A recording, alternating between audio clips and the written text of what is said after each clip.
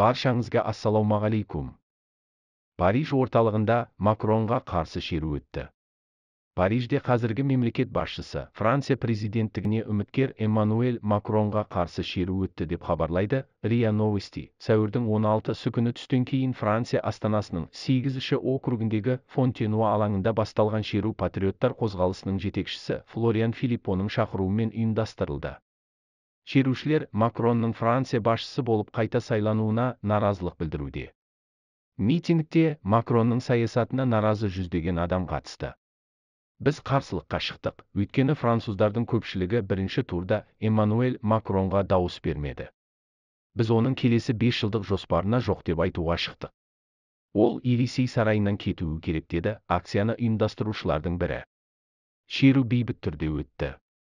Наразылық білдірушілер Макрон енді ешқашан болмайды деп ұрандатты. Бұған дейін Францияда президенттік сайлаудың бірінші кезеңі өткен болатын. Қазіргі президент Эммануэль Макрон 28%-ға жуық дауыс жинап, бірінші орынды иеленді. Біз әлемде және Қазақстан жаңалықтар жайында шындықты айтамыз.